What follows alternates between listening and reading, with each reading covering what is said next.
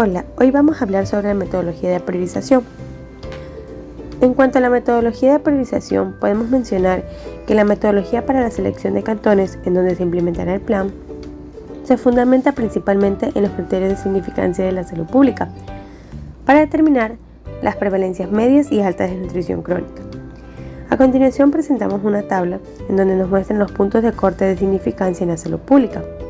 Como indicadores tenemos al bajo peso y entre sus puntos de corte tenemos varios porcentajes como menor al 10% que pertenece a la prevalencia baja, del 10 al 19% una prevalencia media, del 20 al 29% una prevalencia alta y menor o igual al 30% de prevalencia muy alta. En cuanto a la desnutrición crónica, los puntos de corte varían y tenemos a un porcentaje menor al 20% en prevalencia baja, del 20 al 29% una prevalencia media, del 30 al 39% prevalencia alta y mayor o igual al 40% prevalencia muy alta. Como último indicador tenemos la desnutrición aguda. En este indicador nos presentan puntos de corte de menor al 5% prevalencia aceptable, del 5 al 9% prevalencia pobre, del 10 al 14% prevalencia seria y un 15% prevalencia crítica. De esta manera se seleccionaron en los cantones en los que las prevalencias de nutrición crónica en menores de 5 años se encuentran en una clasificación alta y muy alta. Una vez seleccionados los cantones con mayor desnutrición crónica, se seleccionan los cantones a ser intervenidos en base a dos criterios. El primero, cantón con implementación médica de barrio, y el segundo, tener al menos 2 programas funcionando en su cantón, sean estos municipio saludable, misión ternura o algún proyecto importante relacionado al ámbito alimentario y nutricional. A continuación vamos a hablar sobre el sobrepeso y la obesidad. Estos se pueden definir como una acumulación anormal o excesiva de grasa que puede ser perjudicial para la salud.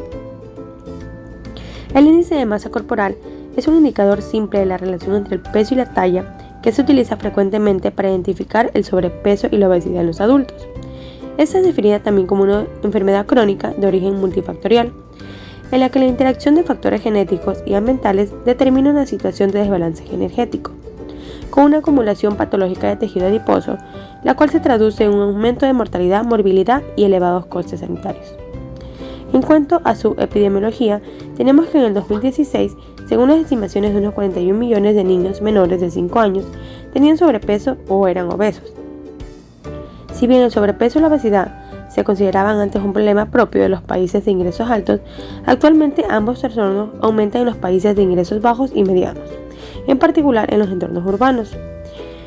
Por ello podemos mencionar que en África el número de menores de edad de 5 años con sobrepeso ha aumentado cerca de un 50% desde el año 2002. En cuanto a los adultos, la OMS define el sobrepeso y la obesidad como se indica a continuación: sobrepeso, índice de masa corporal igual o superior a 25 y la obesidad como un índice de masa corporal igual o superior a 30. En el caso de los niños menores de 5 años, aquí el sobrepeso es el peso para la estatura con más de 2 desviaciones típicas, por encima de la mediana establecida en los patrones de crecimiento infantil de la OMS. Y la obesidad es el peso para la estatura con más de 3 desviaciones típicas, por encima de la mediana establecida en los patrones de crecimiento infantil de la OMS. En cuanto a los niños de 5 a 19 años, el sobrepeso y la obesidad se definen de la siguiente manera. El sobrepeso es el índice de masa corporal para la edad con más de una desviación típica por encima de la mediana establecida en los patrones de crecimiento infantil de la OMS. Y la obesidad es mayor que 2 desviaciones típicas por encima de la mediana establecida en los patrones de crecimiento infantil de la OMS. Hablaremos sobre la clasificación de la obesidad. La obesidad central localiza la grasa en el tronco y predispone a sufrir complicaciones metabólicas, especialmente la diabetes tipo 2. En cuanto a la obesidad periférica, esta acumula el depósito de grasa de cintura para abajo y produce problemas de sobrecarga en las articulaciones. Cuando nos referimos a obesidad endógena, esta es la que tiene por causa alteraciones metabólicas, y la obesidad exógena es debido a una alimentación excesiva. A continuación tenemos qué causa el sobrepeso y la obesidad. La causa fundamental del sobrepeso y la obesidad es un desequilibrio energético entre calorías consumidas y gastadas. A nivel mundial ha ocurrido lo siguiente: un aumento en la ingesta de alimentos de alto contenido calórico que son ricos en grasas. Y también se ha dado un descenso en la actividad física debido a la naturaleza cada vez más sedentaria de muchas formas de trabajo, los nuevos modos de transporte y la creciente urbanización. A menudo los cambios en los hábitos alimentarios y de actividad física son consecuencia de cambios ambientales y sociales asociados al desarrollo y de falta de políticas de apoyo en sectores como la salud. También podemos mencionar la agricultura, el transporte, la planificación urbana, el medio ambiente, el procesamiento, distribución y comercialización de alimentos. En cuanto a los factores de riesgo, tenemos dos tipos: conductuales y biológicos. En los conductuales tenemos sedentarismo, horarios de comida no establecidos con periodos largos de ayuno, hábitos alimentarios inadecuados, así también como el bajo consumo de verduras, vegetales y fibras. En cuanto a los factores de riesgo biológicos, tenemos antecedente de obesidad en familiar directo, lactación temprana, hijo de madre obesa, hijo de madre con diabetes mellitus o diabetes gestacional y un retraso de crecimiento intrauterino. ¿Cuáles son las consecuencias más comunes del sobrepeso y la obesidad para la salud? Un índice de masa corporal elevado es un importante factor de riesgo de enfermedades no transmisibles, como las siguientes: enfermedades cardiovasculares, principalmente cardiopatías y accidentes cerebrovasculares, que fueron principal causa de muerte en el 2012, diabetes, trastornos de aparato locomotor, en especial la osteoartritis, algunos cánceres como endometrio, mama, ovarios, próstata, hígado, vesícula biliar, riñones y colon. El riesgo de contraer esas enfermedades no transmisibles crece con el aumento de índice de masa corporal. La obesidad infantil se asocia con mayor probabilidad de obesidad, muerte prematura y discapacidad en la edad adulta. Sin embargo, además de estos mayores riesgos futuros, los niños obesos sufren dificultades respiratorias, mayor riesgo de fracturas e hipertensión y presentan marcadores tempranos de enfermedades cardiovasculares, resistencia a la insulina y efectos psicológicos. Afrontar una doble carga de morbilidad. Actualmente, muchos países de ingresos bajos y medianos están afrontando una doble carga de morbilidad. Mientras estos países continúan encarando los problemas de las enfermedades infecciosas y la desnutrición, también experimentan un rápido aumento en los factores de riesgo de las enfermedades no transmisibles, como la obesidad y el sobrepeso, sobre todo en los entornos urbanos. No es raro encontrar la desnutrición y la obesidad coexistiendo en el mismo país, la misma comunidad y el mismo hogar. En los países de ingresos bajos y medianos, es más probable que la nutrición prenatal del lactante y del niño pequeño sea inadecuada. Al mismo tiempo, los niños están expuestos a alimentos de alto contenido calórico, ricos en grasa, azúcar y sal, y pobres en micronutrientes, que suelen costar menos, pero también tienen nutrientes de calidad inferior. Estos hábitos alimentarios, juntos con un nivel inferior de actividad física, dan lugar a un aumento drástico de la obesidad infantil, al tiempo que los problemas de la desnutrición continúan sin resolverse. En cuanto al diagnóstico, para diagnosticar la obesidad, tu médico típicamente te hará un examen físico y te recomendará algunas pruebas.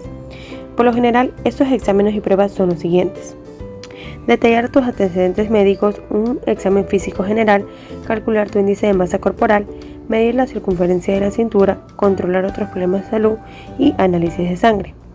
En cuanto a detallar tus antecedentes médicos, tenemos que tu médico puede revisar tu historial de peso, tus esfuerzos para bajar de peso, tus hábitos de actividad física y ejercicio, así también como tus patrones de alimentación y control de apetito.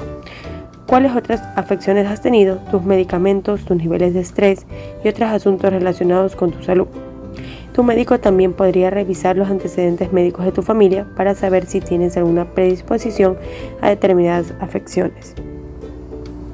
En cuanto al examen físico general, esto incluye medir tu estatura, verificar tus signos vitales como la frecuencia cardíaca, la presión arterial y la temperatura. También va a escuchar tu corazón y pulmones y examinar tu abdomen. Cuando nos referimos a calcular tu índice de masa corporal, el médico revisará tu índice de masa corporal y un índice de masa corporal de 30 o más se considera obesidad. Los números superiores a 30 aumentan aún más los riesgos para la salud. Tu IMC debe ser revisado por lo menos una vez al año porque puede ayudar a determinar los riesgos generales para tu salud y qué tratamientos pueden ser apropiados. Cuando nos referimos a medir la circunferencia de la cintura, aquí podemos mencionar que la grasa almacenada alrededor de la cintura, a veces llamada grasa visceral o grasa abdominal, puede aumentar aún más tu riesgo de enfermedad cardíaca y diabetes. Las mujeres con una medida de cintura o circunferencia mayor a 35 pulgadas, lo que equivale a 89 centímetros, los hombres con una medida de cintura mayor a 40 pulgadas, que equivale a 102 centímetros, podrían tener más riesgos para la salud que las personas con medidas de cintura más pequeñas. Al igual que con la medición del IMC, la circunferencia de la cintura debe revisarse al menos una vez al año. Cuando nos referimos a controlar otros problemas de salud, aquí mencionamos que si tienes problemas de salud conocidos, tu médico los evaluará. Tu médico también verificará otros problemas de salud posibles, como presión arterial alta y diabetes. El médico puede recomendar que te realices algunos exámenes del corazón como un electrocardiograma. Por último tenemos a los análisis de sangre. Aquí mencionamos que estas pruebas que te realices van a depender tu salud, tus factores de riesgo y los síntomas actuales que estés teniendo. Los exámenes de sangre pueden incluir una prueba del colesterol, pruebas de función hepática, así también como glucosa en ayunas, una prueba de tiroides, entre otras.